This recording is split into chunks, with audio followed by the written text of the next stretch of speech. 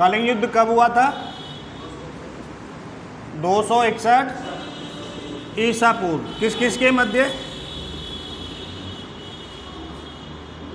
अशोक और नंदराज के मध्य। ठीक है ना, इंपॉर्टेंट युद्ध है, इसकी ईस्वी कई बार पूछी जाती है। 261 ईसा पूर्व में हुआ था। और यहाँ से जो क्वेश्चन बनता है अक्सर ये आता है कि भाई कलिंग युद्ध अशोक के राज्याभिषेक के कौन से वर्ष में हुआ था? अशोक के राज्य अभिषेक के कौन से वर्ष में हुआ था? यानी 8वें वर्ष में, 8 वर्ष बाद। नेक्स्ट जो कंडीशन आपको याद रखनी है कि भाई राज्याभिषेक के 8वें वर्ष में, 8वें वर्ष में कलिंग युद्ध होता है। क्लियर बात यहाँ तक?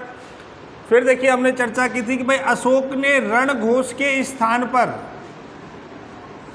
रणघोष के स्थान पर कौन सी नीति अपनाई? धम्मघोष की नीति अपनाई।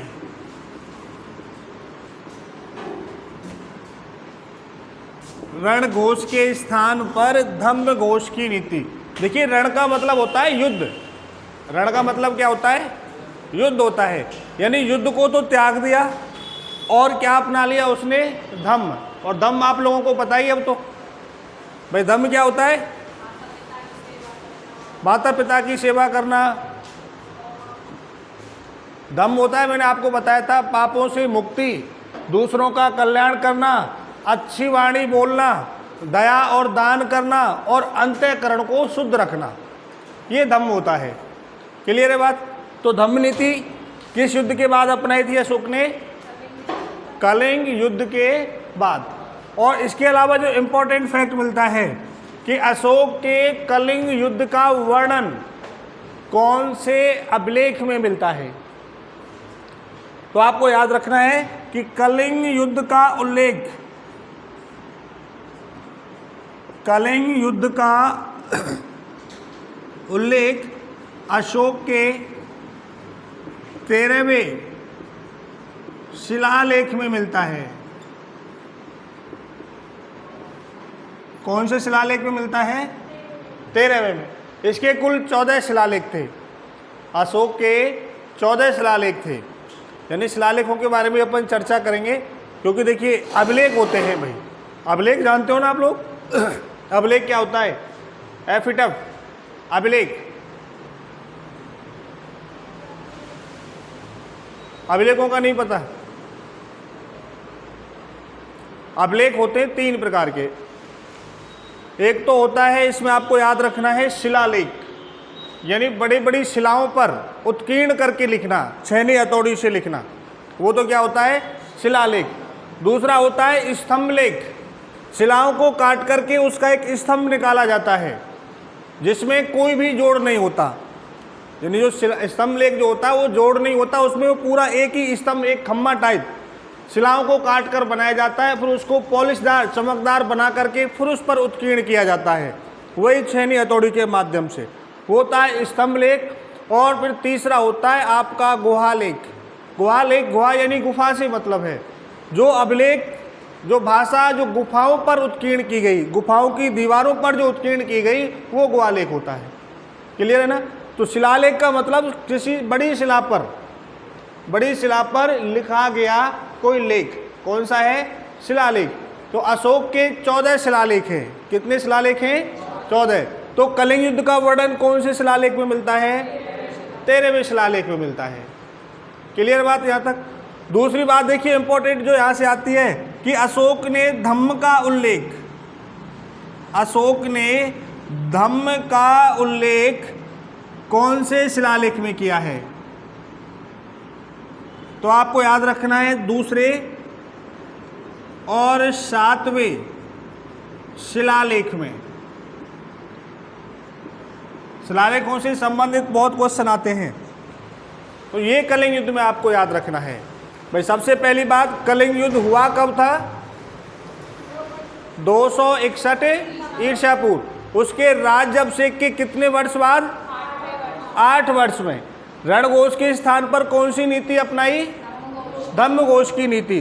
और कलिंग युद्ध का उल्लेख कौन से शिलालेख में मिलता है? 13वें शिलालेख में। और धम्म का उल्लेख कौन से शिलालेख में मिलता है? दूसरे और 7वें में। छापिए इसको बेटा।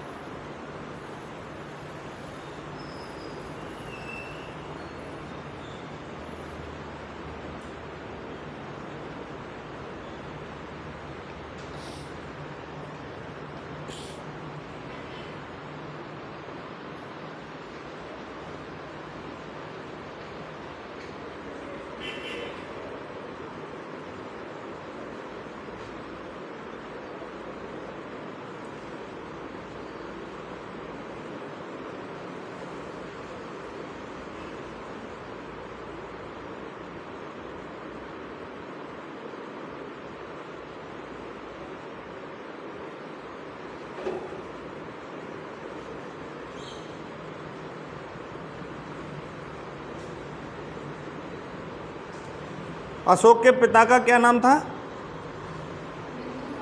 बिंदुसार। माता का नाम क्या था? माता का नाम कई बार आ चुका है। माता का नाम जनरली पूछा जाता है, सुभद्रांगी। पुत्र का नाम पुत्र का नाम महेंद्र। पुत्री का नाम संघमित्रा। अशोक से प्रभावित होकर किस राजा ने देवानाम प्रिय की उपाधि धारण की थी? श्रीलंका के राजा नाम क्या था? तिष्य। अशोक को बौद्ध धर्म में दीक्षित करने वाला पहला भिक्षुक निग्रोध और दूसरा उपगुप्त। अगर अब देखिए क्वेश्चन आपसे ऐसे पूछ लिया जाए, अशोक किसके प्रभाव में आकर पूर्णतः बौद्ध बन गया था? अशोक किसके प्रभाव में आकर पूर्णतः बौद्ध बन गया था? तो आपको ध्यान हो कि भाई अशोक के काल में तीसरी बौद्ध संगीति हुई थी। अशोक के काल में तीसरी बौद्ध संगीति, उसका अध्यक्ष कौन था? मोगली पुत्र तिष्य। तो अशोक मोगली पुत्र तिष्य के प्रभाव में पूर्णतः बौद्ध बन गया था। तो एक नोट छाप लीजिए,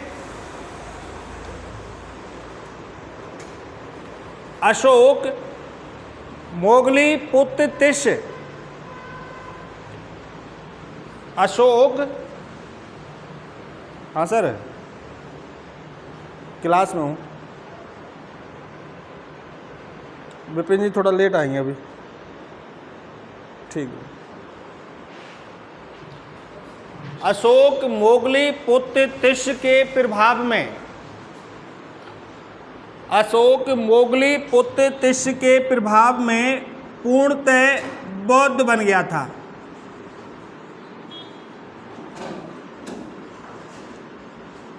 अशोक मोगली पुत्र तिष्य के प्रभाव में पूर्णतः बौद्ध बन गया। प्रारंभ में अशोक किस धर्म का अनुयायी था? किस धर्म का अनुयायी था? शैव धर्म का अनुयायी था। लिखा दी थी ये लाइन।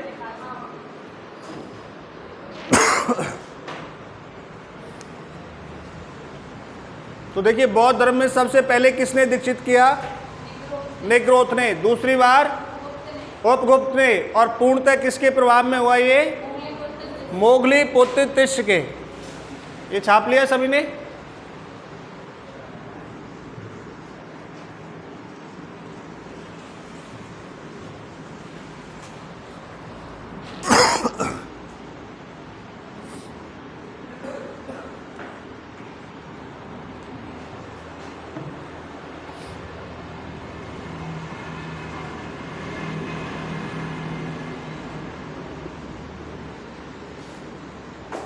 सॉरी अभिलेख।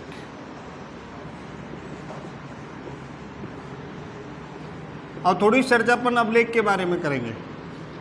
जब भी अभिलेखों का नाम आता है तो देखिए अभिलेखों की जो परंपरा है वो अशोक के काल से ही प्रारंभ मानी जाती है, यानी अभिलेखों की जो शुरुआत की थी वो अशोक के काल में हुई थी। तो जब हम अभिलेखों की बात करते हैं तो सबसे पहला ये क्वेश्चन होता है कि भाई सर्वप्रथम अभिलेख की खोज किसने की? सर्वप्रथम अभिलेख की खोज किसने की, ये सबसे पहला क्वेश्चन बनता है। तो आपको याद रखना है एक व्यक्ति का नाम, अंग्रेज, जिसका नाम है टी पेनथिलर। क्या नाम है? टी पेनथिलर। पूरा भी अगर आप याद रखना चाहो तो पाद्रे टी टी पेनथिलर। अशोक के अभिलेख की सर्वप्रथम खोज की थी, यानी सबसे पहले इसी को अभिलेख मिला था, टी पेनथिलर, और इसको मिला था 1750 ईस्वी में। अब ये मत कहना ऐसा अपन ईसा पूर्व में थे, ये तो ईस्वी की बात है, वो तो उसने तब लिखा था, ईसा पूर्व की बात है, लेकिन जो मिला था वो कब मिला था? 1750 ईस्वी में। क्लियर है बात? मिला कौन सा था? तो आपको याद रखना है दिल्ली, मेरठ अभिलेख। कौन सा मिला था इसे? दिल्ली मेरठ अभिलेख। तो अशोक का सर्वप्रथम जो शिलालेख खोजा था वो किसने खोजा था? पाद्रे टी पेनथिलर ने। कब मिला था इसको? 1750 में। और कौन सा मिला था? दिल्ली मेरठ अभिलेख। क्लियर है बात? अशोक के शिलालेख को या अभिलेख को,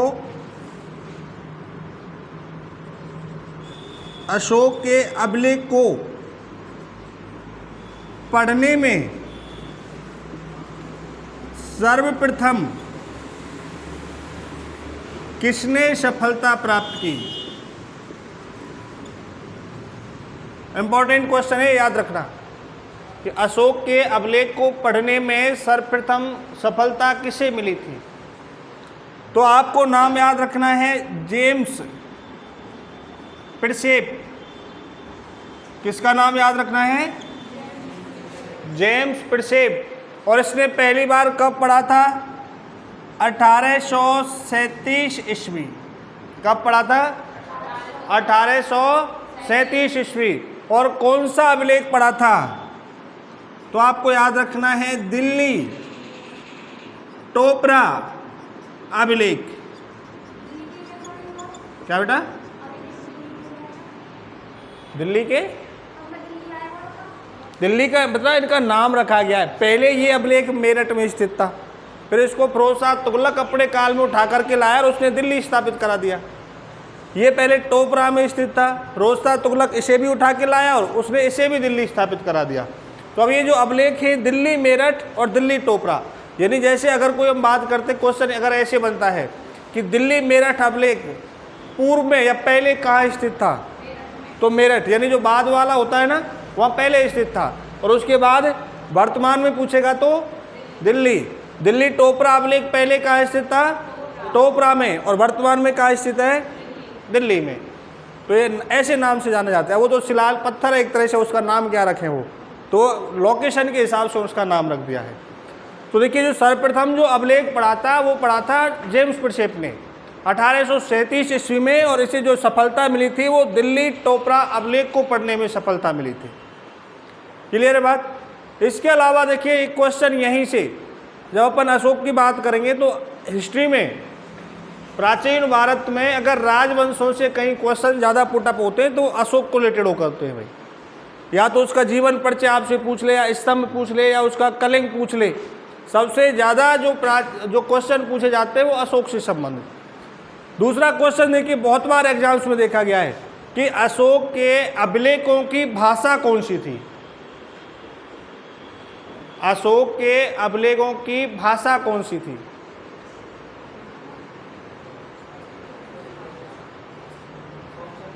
ऑप्शन दी जाए,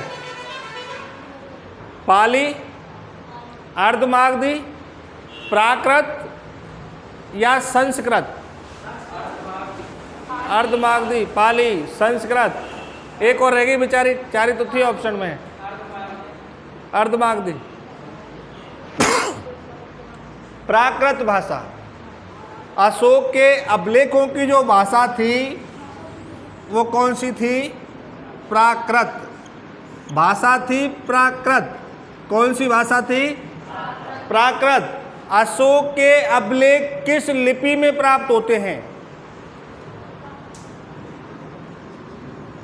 अशोक के अभिलेख किस लिपि में प्राप्त होते हैं या किस लिपि में लिखे हुए हैं? डिफरेंस क्या है, अंतर क्या है भाषा और लिपि में? लिपि मतलब लिखने का तरीका, और भाषा कम्युनिकेशन है।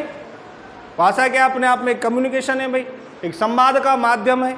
ठीक है, तो लिपि, भाषा तो आप बता देंगे कि भाई लैंग्वेज तो थी प्राकृत, लेकिन अगर आपसे पूछी जाए कि भाई उसमें जो लिपि थी वो कौन सी थी? तो अशोक के अभिलेखों की जो लिपियां हैं, देखिए, तो सबसे पहले आपको याद रखना है ब्राह्मी। कौन सी लिपि थी? ब्राह्मी। ब्राह्मी के बाद आपको याद रखना है खरोष्टी। कौन सी लिपि थी? खरोष्टी। खरोष्टी के बाद आपको याद रखना है ग्रीक, और ग्रीक के बाद आपको याद रखना है अरमाइक। तो जो अशोक के अभिलेख हैं वो कितनी लिपियों में लिखे हुए हैं? 4 लिपियों में लिखे हुए हैं। कौन कौन सा? ब्राह्मी, खरोष्टी, ग्रीक और अरमाइक। ब्राह्मी, तो ब्राह्मी से आपको समझना है भारत। भारत में जितने भी अभिलेख हैं अशोक के वो सभी ब्राह्मी में लिखे हुए हैं, केवल एक को छोड़कर। एक जो अभिलेख है वो बुष्टोफैदम में लिखा हुआ है।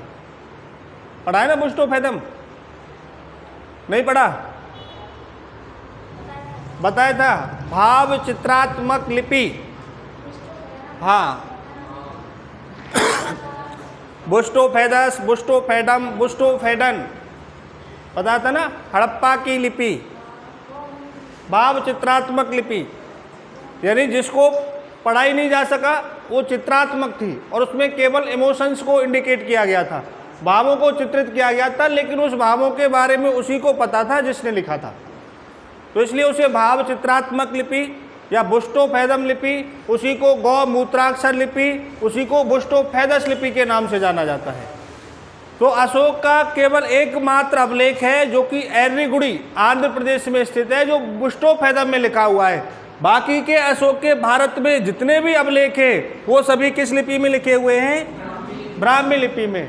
फिर अपन बात करेंगे पाकिस्तान, भारत का पड़ोसी देश पाकिस्तान। पाकिस्तान में अशोक के जितने भी अभिलेख हैं वो किस लिपि में लिखे हुए हैं? खरोष्टी लिपि में। फिर आती है देखिए ग्रीक और अरमाइक। ग्रीक का मतलब है ग्रीस से, और ग्रीस किसे कहा जाता है? ग्रीस जो टायरों में लगाते हैं, तो देश है कौन सा? ग्रीस, ग्रीस है। यूनान, यूनान, और जो यूनान में जो स्थित है उनकी दोनों की लिपियां कौन सी हैं? ग्रीक एवं अरमाइक। यूनान वाले आपसे कभी पूछता ही नहीं है, ना ही अभी तक पूछा है। क्लियर है ना बात? अशोक ही गया था यूनान, अपन लोग तो गए नहीं हैं, तो ये आपसे कभी पूछा नहीं है। जब भी आपसे पूछता है देखिए या तो ब्राह्मी या खरोष्टी, और पूछता कैसे कि आपको सीधा सा अभिलेख का नाम देता है, सीधा सा अभिलेख का नाम देता है कि दिल्ली मेरठ अभिलेख की लिपि है, या अशोक का दिल्ली मेरठ अभिलेख किस लिपि में लिखा हुआ है? ब्राह्मी लिपि, क्योंकि भारत में स्थित है तो कौन सी लिपि होगी? ब्राह्मी लिपि। अशोक का शाहबाजगढ़ी अभिलेख, अशोक का शाहबाजगढ़ी अभिलेख किस लिपि में लिखा हुआ है? शाहबाजगढ़ी, खरोष्टी। समझ जाना कि जो नाम थोड़े से मुस्लिम टाइप होंगे ना वो पाकिस्तान में स्थित है। ठीक है ना? इंडिकेशन तो ऐसे याद रखने हैं, जो नाम अभिलेख के कैसे होंगे थोड़े से मुस्लिम टाइप होंगे वो पाकिस्तान में पहुंच जाएंगे, वो खरोष्टी में हो जाएंगे। ग्रीक अरमाइक आपको पढ़ना नहीं है,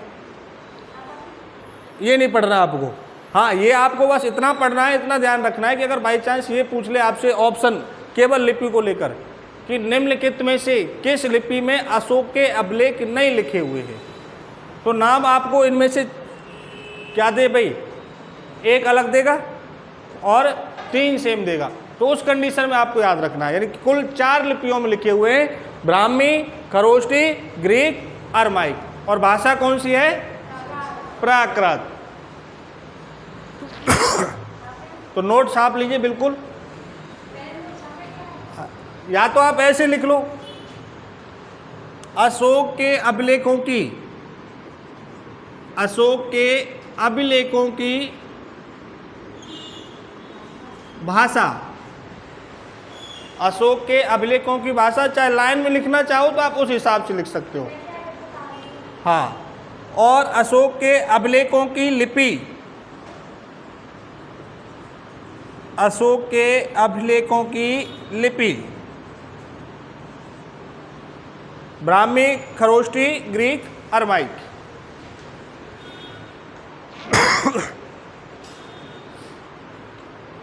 अशोक से संबंधित एक भी लाइन आपको मिस नहीं करनी है। ये समझो एक क्वेश्चन तो आपका फिक्स है यहां से।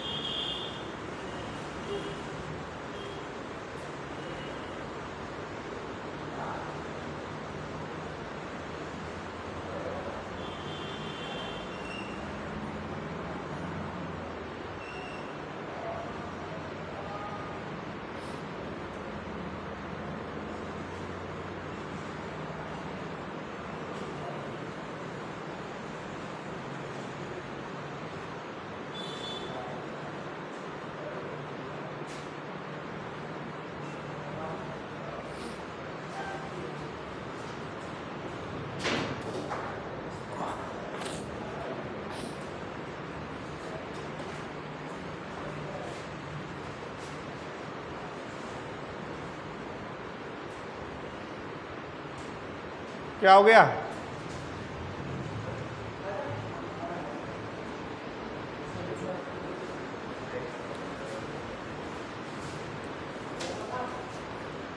अब पढ़ लिया नहीं आपने अच्छे से? यहीं से अगर एक भी क्वेश्चन आपसे पूछा जाए, सही बताएंगे हम? इसी मैटर में से अगर आपको क्वेश्चन पूछा जाए, सही आंसर मिल जाएगा? पक्की बात है? तो छाप लो, फिर एक क्वेश्चन पूछूंगा आपसे, इसी में से पूछूंगा जो आपके सामने लिखा हुआ है।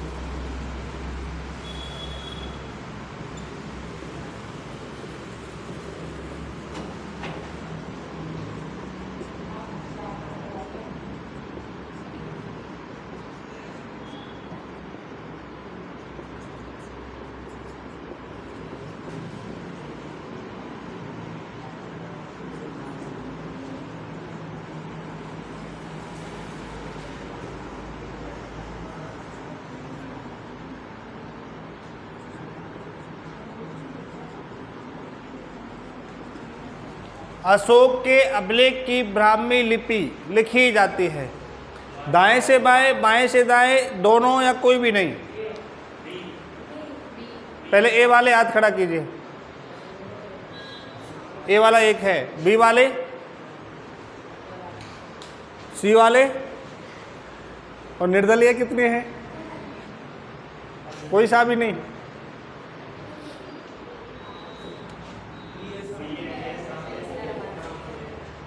कैसे? अब अपन लिख रहे ना, ब्राह्मी लिपि देवनागरी का एक रूप है, ऐसे ही लिख रहे हैं ना, बाएं से दाएं। और खरोष्टी पूछी जाए तो दाएं से बाएं, यानी ये उर्दू से संबंधित है। उर्दू वाले को आप देखेंगे तो आप वो इधर से लिखता है। क्लियर है ना बात? तो अब कोई कन्फ्यूजन? कोई कन्फ्यूजन नहीं है, फिर ठीक है। तो अशोक के अभिलेख किस भाषा में लिखे हुए हैं?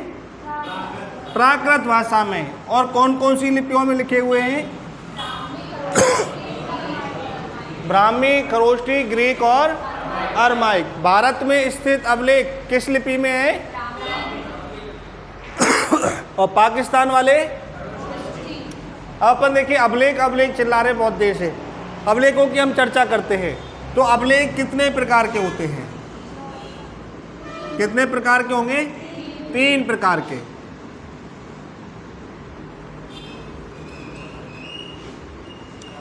नंबर फर्स्ट आपको याद रखना है शिलालेख। नंबर सेकंड आपको याद रखना है स्तंभ लेख। और नंबर थर्ड आपको याद रखना है गुहालेख।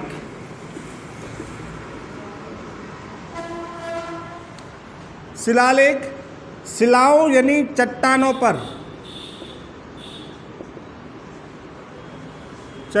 पर लिखे गए अभिलेख।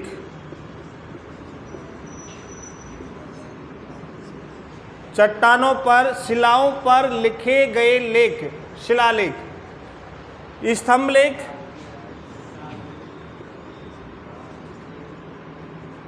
चट्टान को काटकर स्तंभ पर, यानी स्तंभ खम्मा, स्तंभ पर लिखे गए लेख।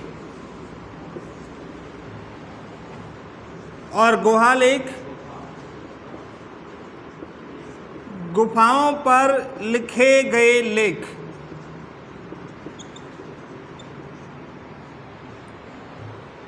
तीन प्रकार के अभिलेख हैं: शिलालेख, स्तंभ लेख, गुहालेख। शिलालेख शिलाओं चट्टानों पर, स्तंभ लेख स्तंभ यानी खम्भों पर, और गुहा यानी गुफाओं पर।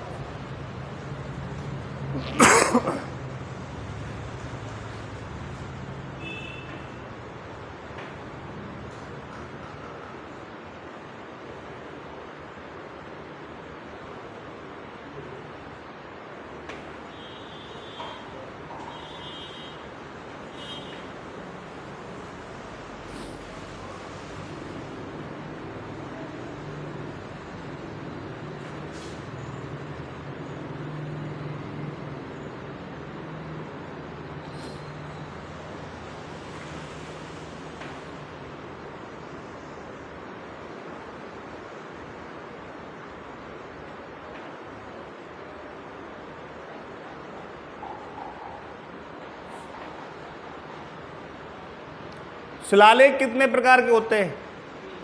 3, 2, 14।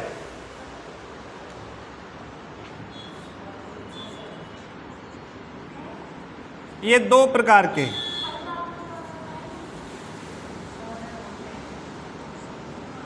वृहद शिलालेख और लघु शिलालेख। वृहद का मतलब क्या होता है? बड़ा, और लघु का मतलब, तो ये 2 प्रकार में, 2 भागों में विभाजन किया गया शिलालेखों का, बड़े और छोटे। यानी जो बड़ी चट्टानों पर लिखे हुए हैं वृहद शिलालेख, छोटी चट्टानों पर लिखे हुए हैं लघु शिलालेख। वृहद शिलालेखों की संख्या अगर आपसे कभी पूछी जाए तो आपको याद रखना है 14। क्लियर है बात? लघु शिलालेखों की संख्या निश्चित रही है तो ये आपसे पूछेगा भी नहीं। फिर बात आती है, देखिए स्तंभ लेख। स्तंभ लेख कितने प्रकार के होते हैं? तो इनके भी आपको कितने प्रकार याद रखने हैं? 2। कौन कौन से? पहला और दूसरा वृहद स्तंभ लेख। सेम कंडीशन है, दूसरा लघु स्तंभ लेख। यानी बड़े कम में वृहद, छोटे कम में लघु, और इनकी संख्या आपसे पूछी जाए, भाई शिलालेख बड़े हैं, स्तंभ लेख उससे भी छोटे हैं, भाई शिलाओं को काट कर ही तो स्तंभ लेख बनाए जाएंगे। इनकी 14, इसकी निश्चित नहीं है, और स्तंभ वृहद स्तंभ लेख की संख्या आपसे पूछी जाती है तो इसका आधा कर देना, 7। कुल संख्या जो इनकी है 7। इनकी पूछा नहीं जाता, और गुहा लेख का कोई प्रकार होता नहीं है भाई।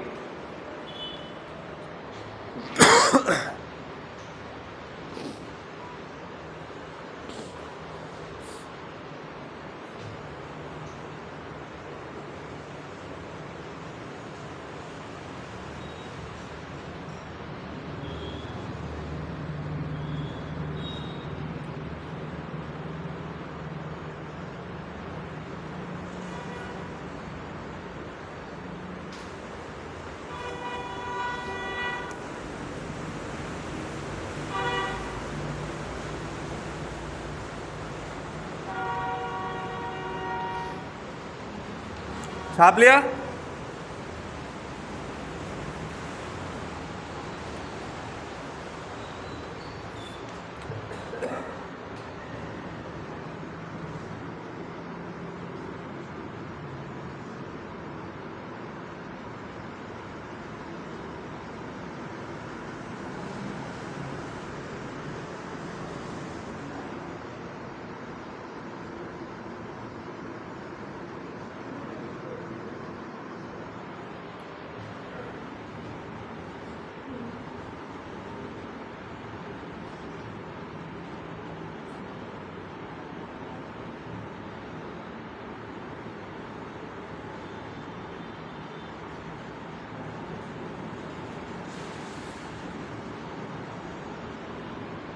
देखिए स्तंभ लेख ऐसे इस प्रकार से होता है।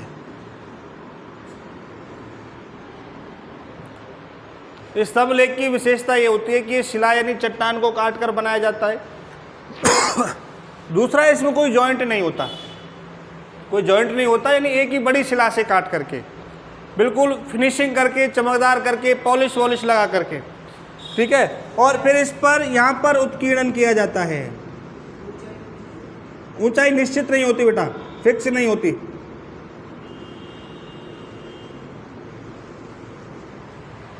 यहां पर ये लिखा जाता है, और स्तंभ के जिस भाग पर लिखा जाता है उस भाग को कहा जाता है लाट। क्या कहा जाता है? लाट। और स्तंभ का देखिए जो ऊपर का जो हिस्सा होता है, ये वाली जो साइड है, जो सबसे ऊपर वाली जो साइड है, यहाँ पर किसी ना किसी पशु का अंकन होता है। किसका अंकन होता है? पशु का अंकन होता है। और ये वाली साइड है, जैसे मान के चलिए स्तंभ है, तो ये वाली जो साइड है ना, तो यहाँ ऐसे कमल की कुछ पत्तियाँ, लटकी हुई पत्तियों की आकृति होती है। इसे कहा जाता है अधोमुख, अधोमुख कमल फलक। इसे क्या कहा जाता है? अधोमुख कमल फलक। और पूरा जो स्तंभ होता है वो किससे मिलकर के बनता है? पूरा ये बनता है एकाश्म, एकाश्म पत्थर से। एकाश्म क्या होता है? एक का मतलब एक, आश्रम का मतलब टुकड़ा, एक का मतलब एक। भाई आप ऐसे डिवाइड करोगे ना इसे, अरे हिंदी तो पढ़ी होगी। एक प्लस अश्म, एक और अश्म का मतलब होता है टुकड़ा, एक ही टुकड़े पर। तो एक ही पत्थर के एक ही टुकड़े पर बना होता है, इसलिए कैसे एकाश्म पत्थर होता है। स्तंभ लेख में प्रयुक्त पत्थर कैसा होता है? एकाश्म पत्थर, बिना जॉइंट का। क्लियर है बात? क्या छापोगे ये? माने तो आपका छाप लीजिए, फिर तो आप चित्रकार बन जाओगे।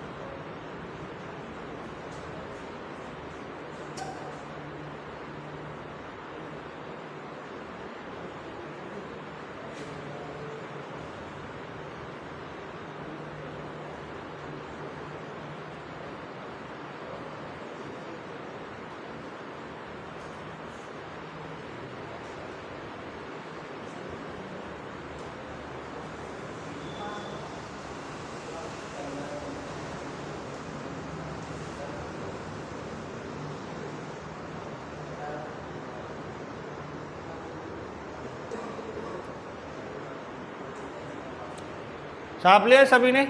और अगली हेडिंग डालिए, अशोक के प्रमुख शिलालेख। अशोक के प्रमुख शिलालेख देखिए है तो बहुत भाई, वृहद है 14 तो आपके, फिर लघु भी है जिनकी संख्या निश्चित नहीं है, फिर स्तंभ लेख आपके 7 तो मुख्य है ही, और लघु स्तंभ लेख हैं उनकी संख्या निश्चित नहीं है। तो आपको केवल प्रमुख प्रमुख पढ़ने हैं। अशोक के प्रमुख शिलालेख।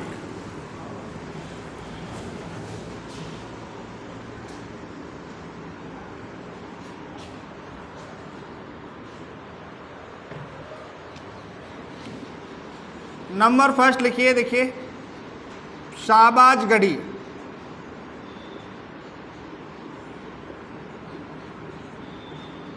शाहबाजगढ़ी शिलालेख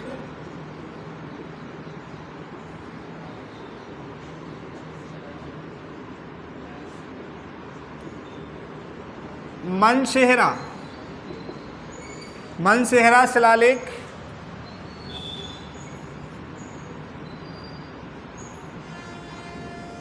कालशी,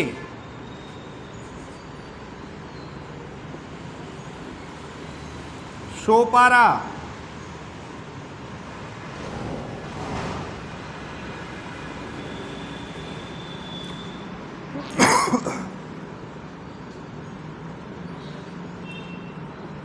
एर्रीगुडी,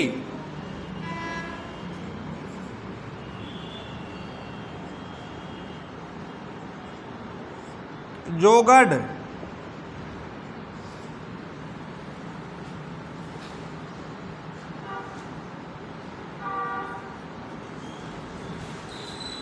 गिरनार,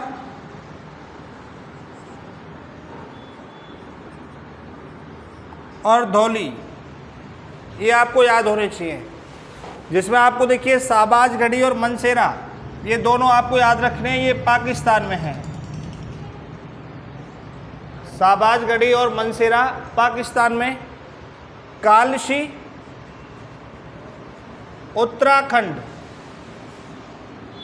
सोपारा महाराष्ट्र, एर्रीगुडी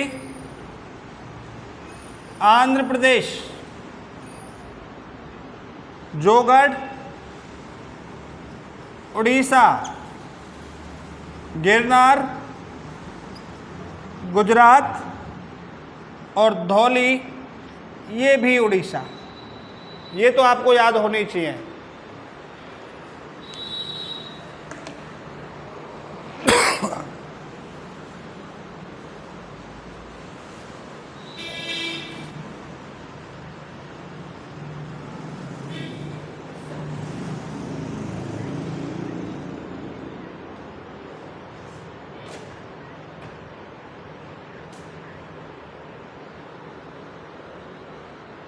हाँ सर है। अरे नहीं यार गुरु, इतना नहीं यार अब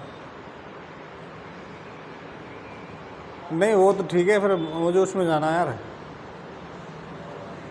वो आपकी वजह से टाइम बढ़वाया था मैंने, उसी में 9:30 का बोल दिया था वहाँ।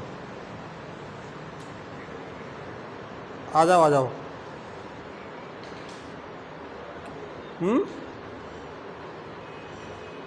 ए यार गुरु, ये कोई बात ठीक ना है यार।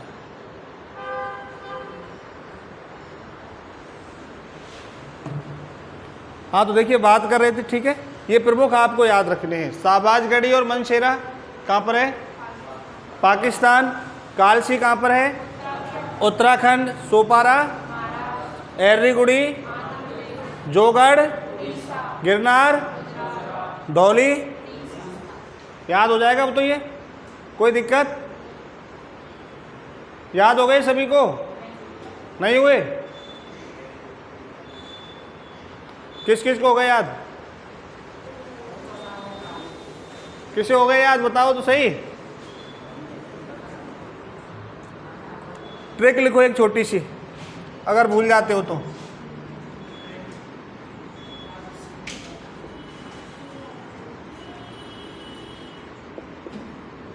शाम को सोए जो गधा।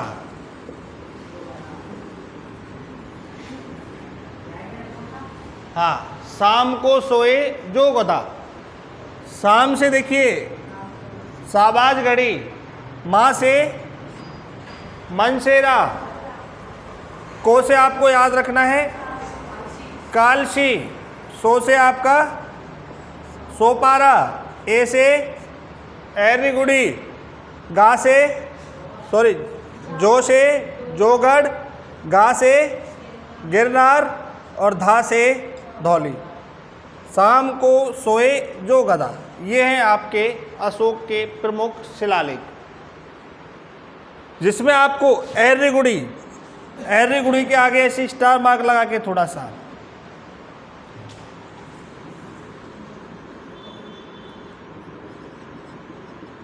बुस्टोफैदम लिपि में इसमें लिख लेना, यह बुस्टोफैदम लिपि में लिखा हुआ है। क्लियर है बात? और दोनों जो पाकिस्तान के हैं ये किस लिपि में होंगे? ये आपके खरोष्टी लिपि में, और बाकी के आपके ये सभी ये ब्राह्मी में और ये भी ब्राह्मी में। अब हो गए ना याद? अब तो नहीं भूलोगे। लिपि और भाषा कौन सी है इनकी? प्राकृत। एर्रीगुड़ी शिलालेख किस लिपि में लिखा हुआ है? बुस्टोफैदम। शाहबाजगढ़ी, मनसेरा, गिरनार, जोगढ़, धौली, कालसी, सोपारा। क्लियर है ना बात? अब तो छापो फटाफट।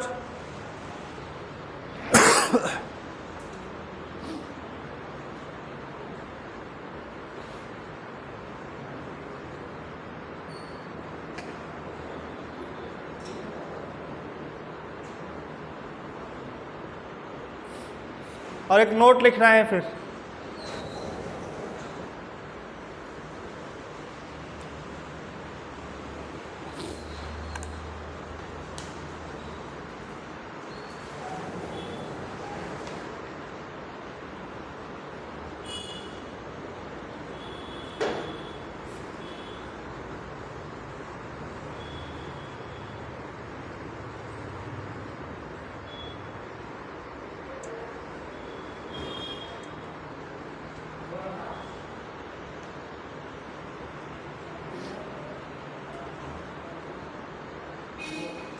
नोट में लिखिए, अशोक के धौली शिलालेख में, अशोक के धौली शिलालेख में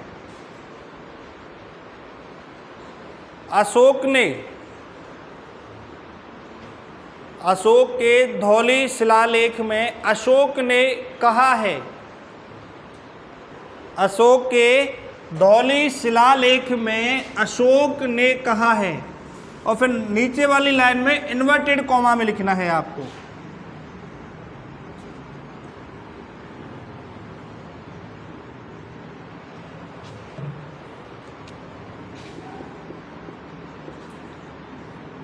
सारी प्रजा ही मेरी संतान है।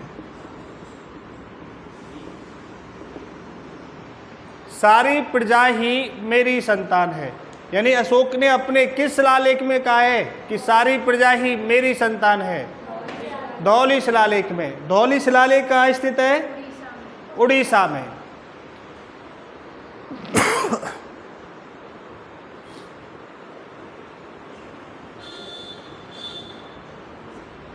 छाप लिया?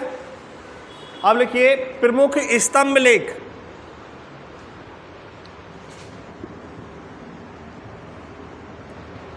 प्रमुख स्तंभ लेख।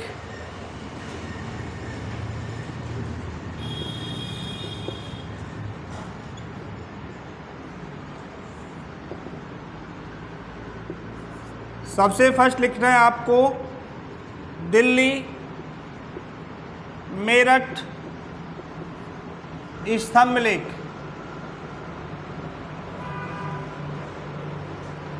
दिल्ली मेरठ स्तंभ लेख।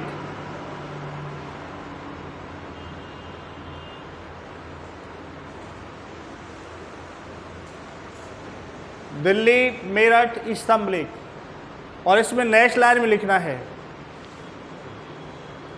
फिरोज शाह तुगलक ने, फिरोज शाह तुगलक ने,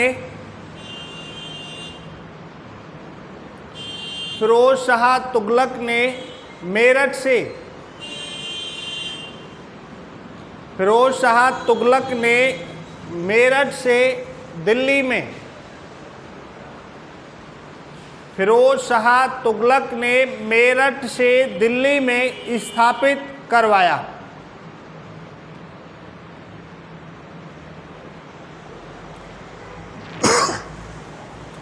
फिरोज शाह तुगलक ने मेरठ से दिल्ली में स्थापित करवाया।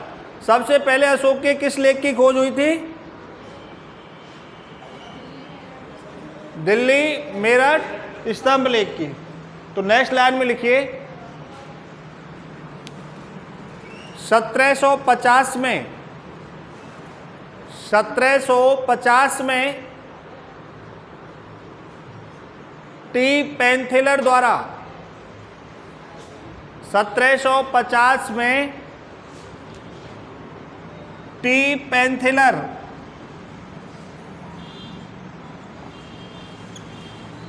1750 में टी पेंथिलर द्वारा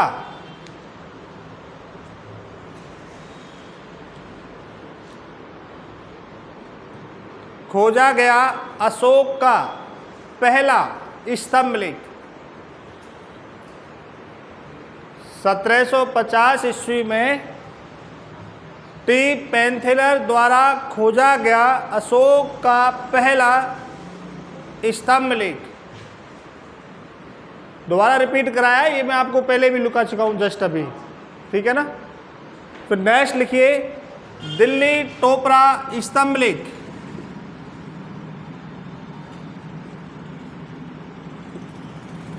दिल्ली टोपरा स्तंभ लेख।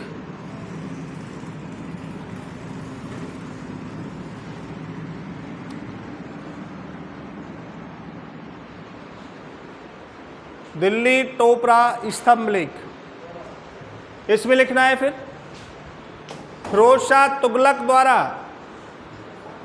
फिरोज शाह तुगलक द्वारा, फिरोज शाह तुगलक द्वारा टोपरा से, फिरोज शाह तुगलक द्वारा टोपरा से दिल्ली में स्थापित करवाया गया। फिरोज शाह तुगलक द्वारा टोपरा से दिल्ली में स्थापित करवाया गया।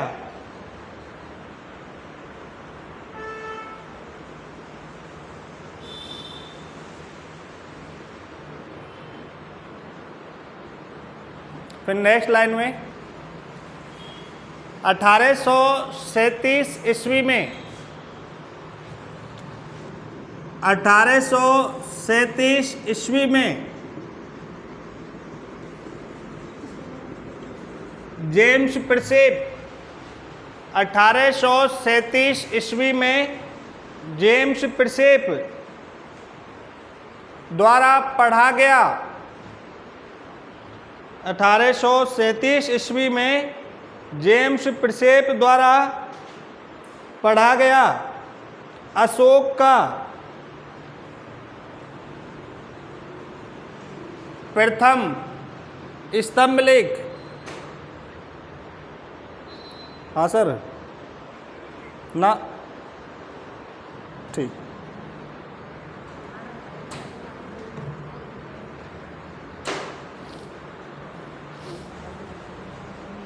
नेक्स्ट लिखिए लौरिया अरेराज।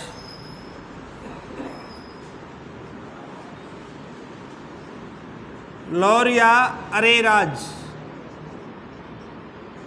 स्तंभ लेख। तो ये आपको याद रखना है, चंपारण बिहार में स्थित है।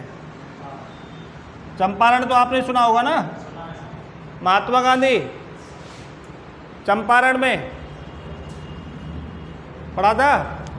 सरदार वल्लभ भाई पटेल 1917 चंपारण बिहार बारडोली सत्याग्रह। लौरिया अरेराज स्तंभ लेख चंपारण बिहार में स्थित है। लौरिया अरेराज चंपारण बिहार में। नेक्स्ट लिखना है लौरिया नंदनगढ़ स्तंभ लेख। ये भी चंपारण बिहार में। लौरिया नंदनगढ़ स्तंभ लेख चंपारण बिहार में।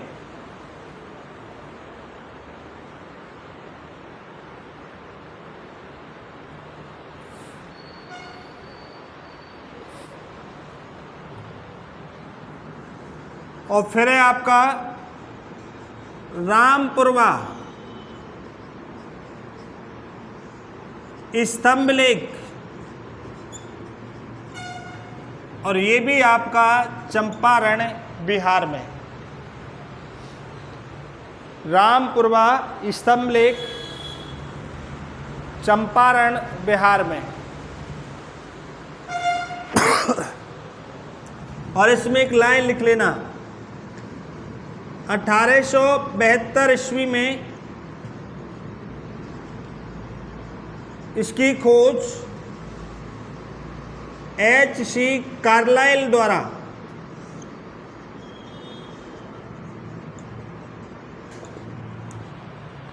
रामपुरवा स्तंभ लेख की खोज 1872 ईस्वी में H.C. कार्लाइल द्वारा की गई।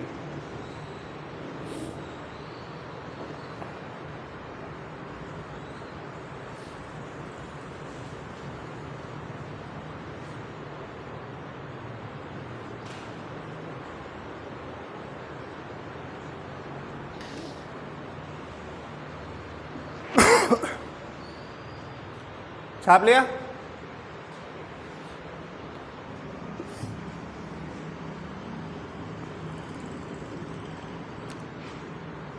नेक्स्ट लिखिए प्रयाग कौशाम्बी।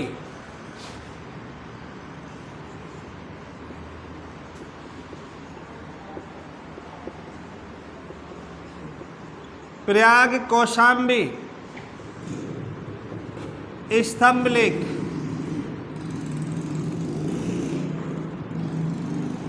तो ये पहले कहाँ स्थित था? कौशाम्बी में। और वर्तमान में कहाँ स्थित है? प्रयाग में। तो इसमें आप लिखना अकबर द्वारा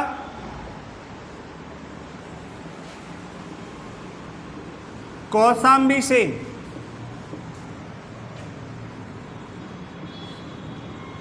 प्रयागराज यानी इलाहाबाद में स्थापित करवाया गया। कई बार शासक का भी नाम पूछ सकता है कि टोपरा से दिल्ली, टोपरा अभिलेख को कौन लेकर के आया था, कौन शासक लेकर के आया था? और मेरठ से दिल्ली मेरठ अभिलेख को दिल्ली कौन लेकर के आया? प्रयाग कौशाम्बी अभिलेख को प्रयागराज इलाहाबाद कौन लेकर के आया? अकबर। और इसको लेकर के आया था अकबर। अकबर द्वारा कौशाम्बी से प्रयागराज इलाहाबाद में स्थापित करवाया गया।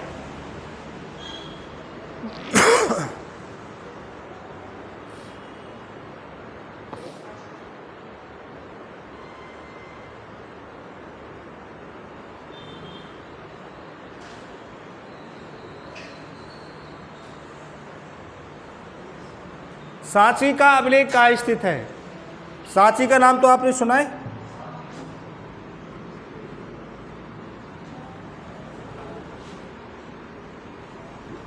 सांची का अभिलेख ऑप्शन दो।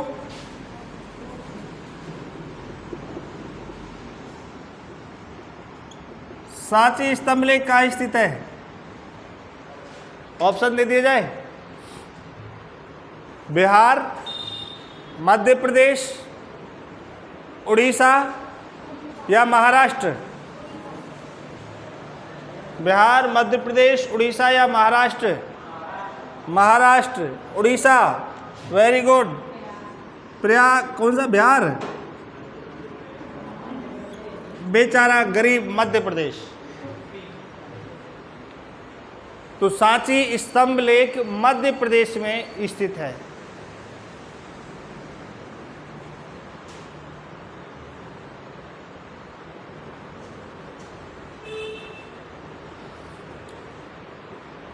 इसको तो आप बिल्कुल सही बता दोगे।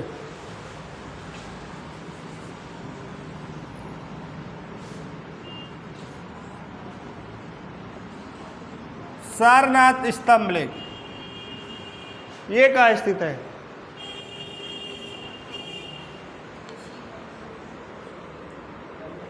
धरती पर स्थित है।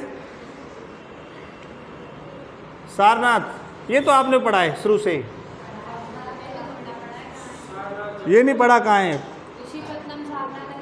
ऋषिपत्तनम सारनाथ, जम्मू कश्मीर।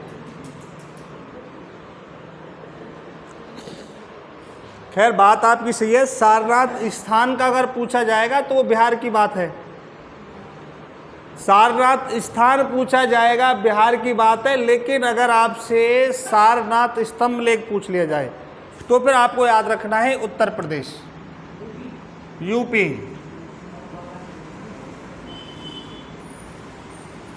सारनाथ स्तंभ लेख उत्तर प्रदेश।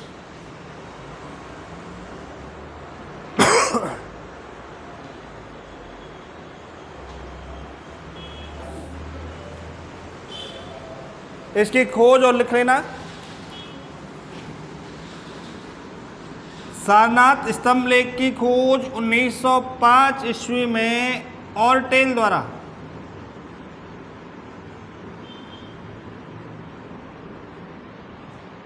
सारनाथ स्तंभ लेख की खोज 1905 ईस्वी में ऑर्टेल द्वारा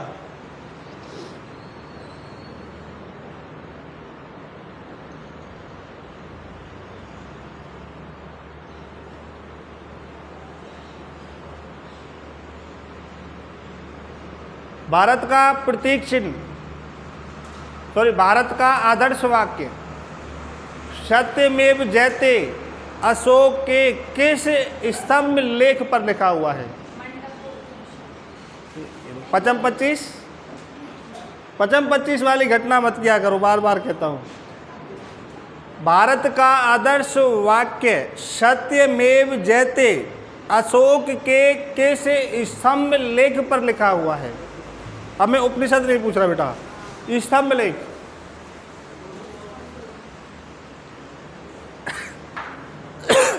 आप कौन बोला ये मुंडकोपनिषद? सतवीर कसाना। मैं उपनिषद नहीं पूछ रहा, मैं स्तंभ लेख पूछ रहा हूं। किस स्तंभ लेख पर लिखा हुआ है? ऑप्शन: प्रयाग कौशाम्बी स्तंभ लेख, सांची स्तंभ लेख, सारनाथ स्तंभ लेख या दिल्ली टोपरा स्तंभ लेख? दिल्ली। चलो दिल्ली, मारो फिरंगी को। सारनाथ पर लिखा हुआ है। आदर्श वाक्य: सत्यमेव जयते लिखा हुआ है। भारत का आदर्श वाक्य सत्यमेव जयते अशोक के सारनाथ स्तंभ लेख पर लिखा हुआ है। और ये किस उपनिषद से लिया गया? और उपनिषद आपसे पूछेगा तो फिर आपको मुंडकोपनिषद याद रखना है।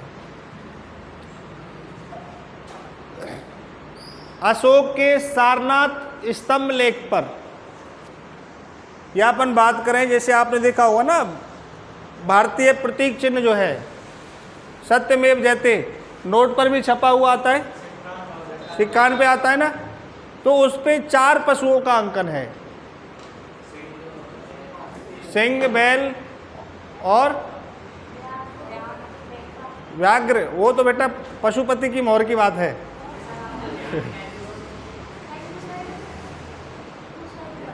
अगर ये पूछ लिया जाए भाई, कॉमन क्वेश्चन है,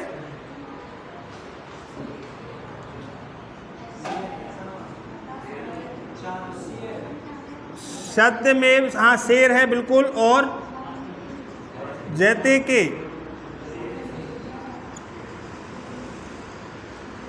चिन्ह के नीचे 4 पशुओं का अंकन है।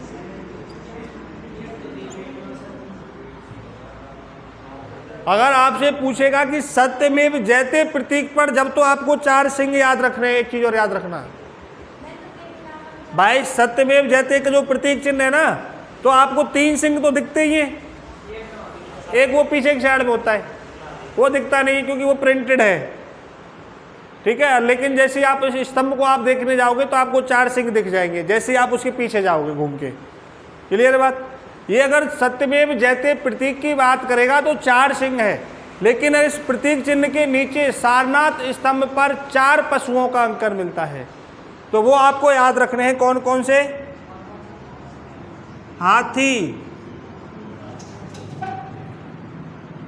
हाँ घोड़ा, हाथी, शेर और बैल। घोड़ा, हाथी, शेर और बैल। फिर भी आप भूल जाते हो तो आप हेलो कर लेना, मुझे फोन करके। कैसे बोलोगे आप? हेलो बोलोगे आप मुझे। H for horse, E for elephant, L for lion, O for ox। Clear है बात?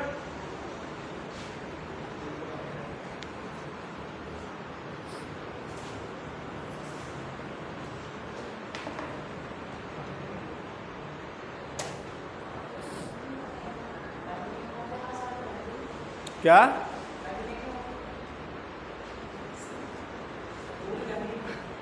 मैं ही ले लेता हूँ, क्या करूँ? हाँ नहीं आ रहे, बस रीजनिंग वाले।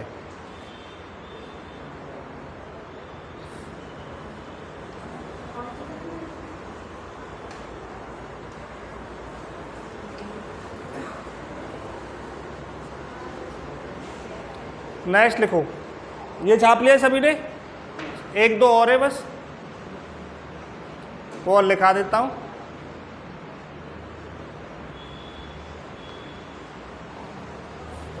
फिर ये अभिलेख कंप्लीट हो जाएगी आपकी।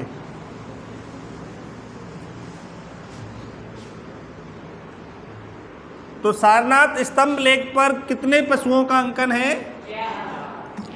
कौन कौन से? हाथी, घोड़ा, शेर और बैल। अगर भूल गए तो क्या करना है आपको? हेलो करना है। सारनाथ स्तंभ लेख की खोज किसने की थी? सारनाथ स्तंभ लेख की खोज बिना कॉपी में देख के बताओगे? किसने की थी? ऑर्टेल ने। तुरंत देखते हो किसने की थी? अरे किसी ने नहीं की थी, आपने क्या किया था? हेलो, और हेलो आपने किया था तो एयरटेल की सिम से किया था। किससे किया था? एयरटेल की सिम से किया था, एयरटेल से। ऑर्टेल याद रख लेना।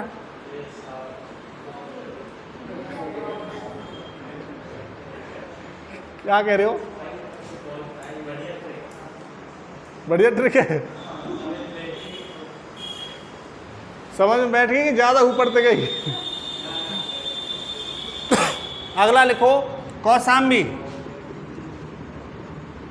कौसाम्बी अभिलेख, सॉरी कौसाम्बी स्तंभ लेख।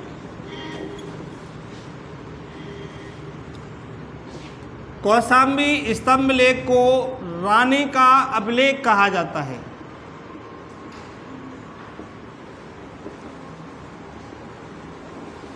कौन सा नंबर है ये? कौसाम्बी स्तंभ लेख को रानी का अभिलेख कहा जाता है क्योंकि अशोक की रानी करुवाकी ने लिखवाया था, इसलिए इसे रानी का अभिलेख कहते हैं। और फिर है आपका रुम्मिनदेई। बहुत सारे बेटा, लेकिन अभी बस एक दो और वाक्य है अपने पास। तो रुम्मिनदेई स्तंभ लेख, इसमें आपको याद रखना है सबसे छोटा स्तंभ लेख, और अंतिम आपको याद रखना है निगाली सागर स्तंभ लेख। ये दोनों नेपाल में हैं।